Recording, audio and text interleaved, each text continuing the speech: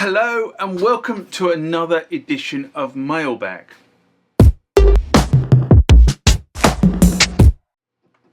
What is Mailbag? Well, Mailbag is a feature of the channel where you guys leave lots of comments on the channel and I attempt to answer those comments, or if I can't answer those comments, I throw it out to you guys who have more knowledge on some of this stuff than I do.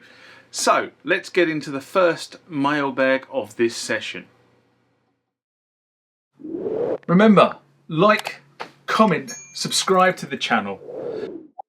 Go over to Instagram and follow me there. Go over to Facebook, follow me there. That's where the normal notices are. And consider becoming a Patreon.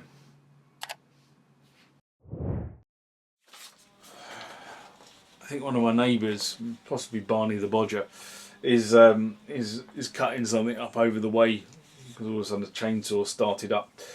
One of the problems when you live sort of kind of on the edge of the woods, people tend to do chainsawy type things. God knows why. Anyway, this next one comes from Stefan Solis 5383 in response to the JX3P Restoration Part 4 Volume Knob and Pot video I did in April 2023. This was actually Gary of the Death Beats JX3P that I restored for him. And Stefan writes, hello, I have a question. What is a good way to clean the boards without causing damage? Well, what I would say is there are various ways of cleaning circuit boards, right? And they're more resilient than you think. But you should always think about, if you're going to put a chemical on a circuit board to clean it, you need to have a way of neutralising the chemical once you've finished. Okay, so just bear that in mind. But there are several ways of doing this. And if the board is just covered with dust, that has entered through something like, cooling vents, opens in the case, then, I've been known in the past to brush it and then hoover it. If you brush it with a stiff brush, or I say a stiff brush, a good paintbrush, and I keep paintbrushes for doing this sort of stuff. Well, I used to keep paintbrushes for doing this sort of stuff. Unfortunately, when we were doing the garden restoration last year, I think every paintbrush I own got used for painting fences and decking and stuff like that. But in general terms, I normally have a couple of paintbrushes, and what I tend to do is I cut. Apologies, this is a used paintbrush, okay, but it does demonstrate. So the paintbrush will normally be like this. This has gone solid because it needs to be thrown. But normally what I would do is just cut off about that much of the paintbrush to just lose the flexibility. So keep one paintbrush as it is, and then cut one down, and makes quite a good way of cleaning a circuit board. Just put it on back in the thing on the floor, go down the dump. That's one way, and then just use a hoover to lift the dirt up off the circuit board. Quite often that works quite well. And a standard. I mean, I quite often like to use this little thing here, which is my workshop hoover. That works quite well if it's just a small area. I've got a Shark and a Dyson that sometimes get used as well, so but that works quite well. And that gets rid of surface dust. If you need to get into it a bit more, then quite often I use a toothbrush like that, just a common garden toothbrush with a fairly decent set of filaments on it. That gets used quite often, and that will get rid of a lot of the surface dust.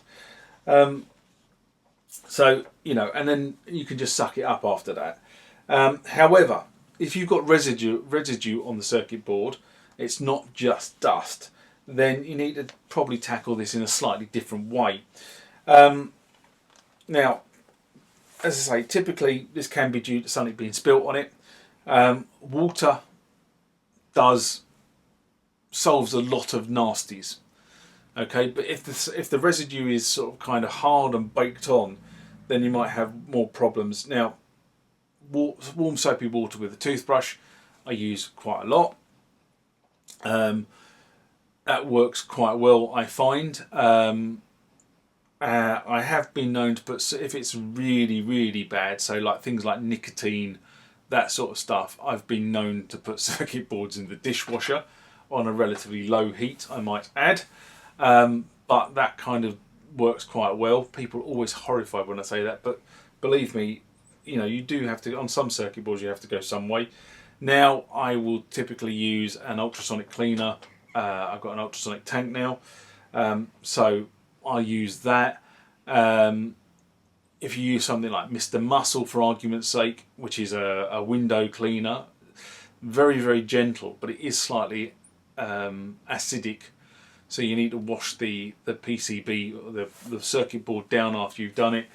You can neutralise it with isopropyl alcohol. You can just put lots of water across it.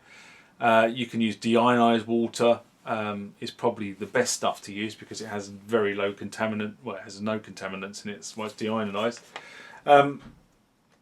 But there are many ways of doing this, and it really is to do with what are you trying to achieve in terms of the cleaning the circuit board itself. If you've got dried on residue, you kind of need to understand what it is. As I say, I find things like keyboards where you've had Coke and beer spilt into them, the best thing to do with those is just warm soapy water and try and clear the residue off the circuit board as you're going, and then, as I say, lots of water over it just to get rid of it. The problem with sticky stuff is you don't know what damage the sticky stuff's done to the copper. Coke, anything slightly acidic will eat the copper tracks, and you really, hopefully, you get there early enough that it hasn't done too much damage. But if the residue is dried on, you're kind of stuffed. But one of as I say, going back to sort of the whole dishwasher thing, people sort of say to me, "Oh, that's the thing is, dried on residue, dishwashers by their very nature use water, and the water hitting the board will neutralise it, as I say, and it uses a decent amount of water, although everyone's going eco-friendly, but it still uses a decent amount of water through the wash and rinse cycles.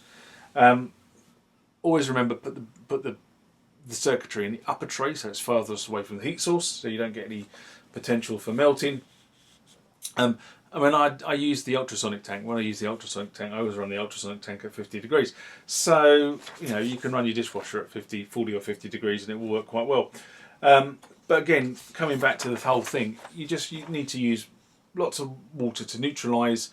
And with the ultrasonic tank, the vibration vibrates the dust and rubbish off with a bit of luck. You can get PCB cleaners, or PCB cleaning solutions, should I say. Be careful on those sort of stuff. I mean, I've used a couple now, and the best one is the one that comes in a liquid format. It looks a bit like the Wash Fairy liquid. That's kind of the cleaner I think is best. And if I remember, I will put a link to the cleaner in the link to this email. But hopefully that gives you a few ideas.